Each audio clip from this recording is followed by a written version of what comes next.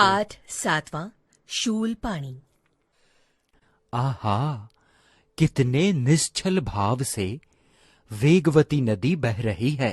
प्रणाम मुनिवर, प्रतीत होता है आप मार्ग भटक गए हैं। मार्ग ही तो खोजने निकला हूं। ये गांव इतना सूना क्यों है?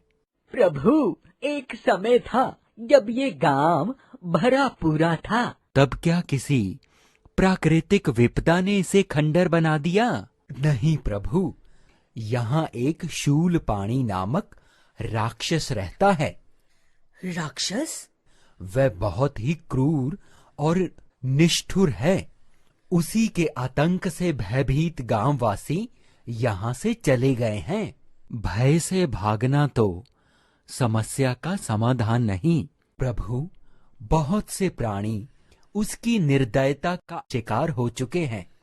तब तो ग्रामीण वासियों के मन से इस भय को दूर करने के लिए मुझे यहीं रुकना होगा। वह नरपिशाच आपके प्राण भी हर लेगा प्रभु। आप निश्चिंत रहें, यह स्थान ध्यान के लिए सर्वथा उपयुक्त है।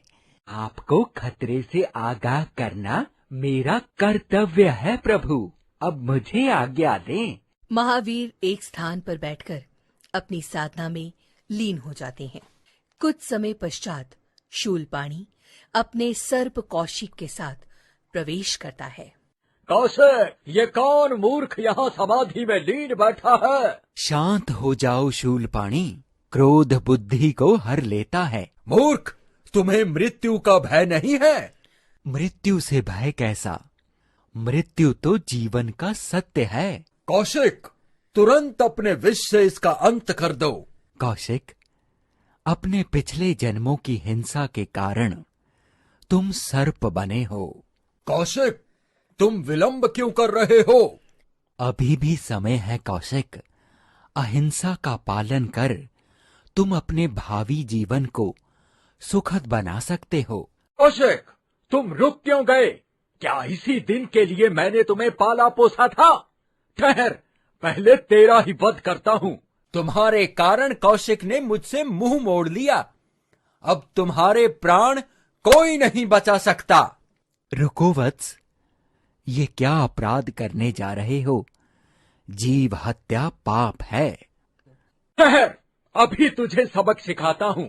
मैं तो ठहरा ही हुआ हूं, तुम कब ठहरोगे? शूलपाणी महावीर पर भी प्रहार पर प्रहार करता रहा, परंतु महावीर स्थिर खड़े रहे।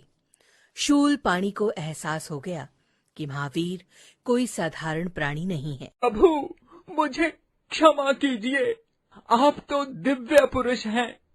डरो मत शूलपाणी। घृणा से घृणा और क्रोध से क्रोध की उत्पत्ति होती है। मुझसे सब भय खाते हैं प्रभु। यदि तुम सभी से प्रेम करोगे तो हर भय से मुक्त रहोगे। जीव की सेवा ही सबसे बड़ा धर्म है। प्रभु, मैं प्रण करता हूँ कि शेष जीवन आपका शिष्य बन परोपकार के मार्ग पर चलकर अपने पापों का प्रायश्चित करूंगा। तो फिर चलो, गांव वासियों से ही तुम्हारी नई यात्रा का आरंभ करते हैं।